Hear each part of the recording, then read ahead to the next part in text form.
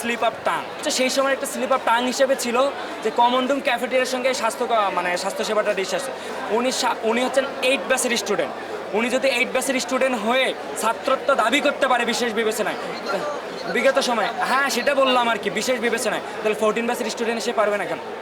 অবশ্যই খাদিজাতুল কুবরা আপু উনি সৈয়দ ফেসিস্ট আমলে শুধুমাত্র টকশোতে কোনো এক জায়গায় একটা মন্তব্য করার কারণে তাকে যে ধরনের নির্যাতন করা হয়েছে, ফেসিস্ট হাসিনার তার শাস্তি এই জন্য হচ্ছে দাবি করছে। পর্যবেক্ষক হিসেবে উনি ওনার অভিযোগ জানাইতে পারে না, ফেসবুকে জানাইতে পারে না, ফেসবুকে পোস্টের মাধ্যমে যদি জানাইতে পারে তাহলে এটা তো জানাতে পারে, এটা স্বাধীনতা আর কি। তবে আমার এটা উনি পর্যবেক্ষক না, শোনেন আমি বলি আর কি, প্রত্যেকটা প্রথম থেকে আমরা দেখেছিলাম এর আগে 30 তারিখে যখন ইলেকশন হওয়ার কথা ছিল, একটা বিশেষ গোষ্ঠীর চাপে পড়ে প্রশাসন বাধ্য হয়েছে 50 জনকে ঢুকানোর জন্য। আমরা বলেছিলাম কোনো বহিরাগত সাবেক শিক্ষার্থী তাদেরকে দিয়েন না, শিক্ষার্থীরা এটা খুব ভালোভাবে নেয় না, পজিটিভলি নিতে পারে না। তবে কালকে রাত পর্যন্ত আমরা এতটুকু শিওর ছিলাম যে কাউকে দেওয়া হচ্ছে না, রানিং স্টুডেন্ট ছাড়া কাউকে অ্যালাউ করা হচ্ছে না, কিন্তু অবশেষে দেখলাম ওদের চাপে, এই যে তাদের চাপে 5 জনকে হচ্ছে দেওয়া হয়েছে। এই 5 জনের ভিতর উনি পড়ে কিনা এটা হচ্ছে পরের বিষয়। তারপর প্রত্যেকটা প্যানেল, বিভিন্ন স্বতন্ত্র প্রার্থী তাদেরকে হচ্ছে এইরকম হচ্ছে অবজারভার হিসাবে, পর্যবেক্ষক হিসাবে প্যানেলের সাথে দিয়েছে। আজকে যেটা দেখেছেন এই অভিযোগটা হচ্ছে উনি হচ্ছেন 8 ব্যাচের স্টুডেন্ট। উনি যদি 8 ব্যাচের স্টুডেন্ট হয়ে ছাত্রত্ব দাবি করতে পারে বিশেষ বিবেচনায়, বিগত সময়, হ্যাঁ সেটা বললাম আর কি, বিশেষ বিবেচনায়, তাহলে 14 ব্যাচের স্টুডেন্ট এসে পারবে না কেন? ঠিক আছে, এটা তো কোশ্চেন ভাই, 8 ব্যাচ আর 14 ব্যাচ এটা তো বিশাল পার্থক্য। তো এই জায়গাগুলো থেকেই হচ্ছে যে এই জায়গাগুলো থেকে আসলে নির্বাচন কমিশনারের এটা আসলে দুর্বলতায় বলবো আর কি। আচ্ছা, ওই কথাটা হচ্ছে slip of tongue, cafeteria issue নিয়ে কথা ছিল। এর আগে যখন প্রথম গঠনতন্ত্র হয় তখন ক্যাফেটেরিয়া কমন্ডুম একটা টার্ম ছিল। সেই সময়ের ঘটনা হচ্ছে আমাদের ক্যাফেটেরিয়া আশেপাশে দুটো ক্যাফেটেরিয়া ইন্ডিকেট করে বলি না, তাদের ক্যাফেটেরিয়ার মালিকরা এসে জিজ্ঞেস করা হয়েছিল যে তুই একটু দেখা করিস, আপনি দেখা করেন, আর কিছুদিন পর তো দাঁড়াচ্ছি। তখনই হচ্ছে এই কথাটা আসছে।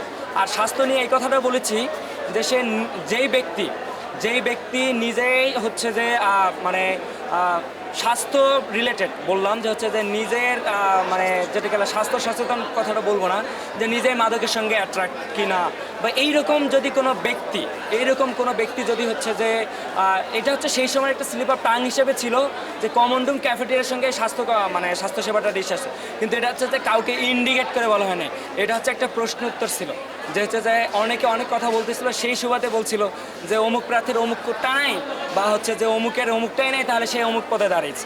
ঠিক বিষয়টার এটার কাউন্টার হিসেবে হচ্ছে এরকম তো আরও আছে, যে হচ্ছে যে স্বাস্থ্য সম্পর্কে হচ্ছে যে তার সচেতনতার জায়গাটাই নিজেই দুর্বলতা আছে, সে আবার হচ্ছে যে এই জায়গাটাতে কী ফোর্ট দিবে।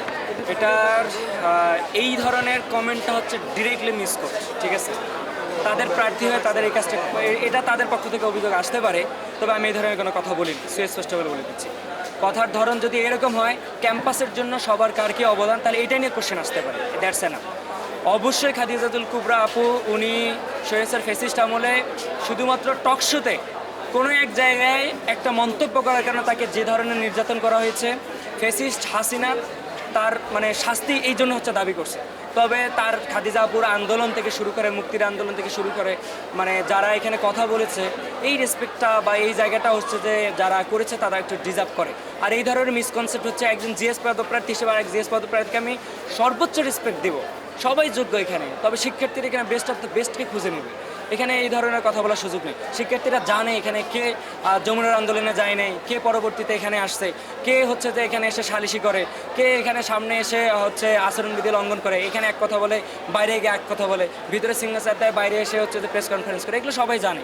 তো এই জায়গা থেকে আলাদা কোনো কথা না, তবে ওনার অভিযোগ যদি সুস্পষ্ট হয় তাহলে আমার কাছে নিয়ে আসে।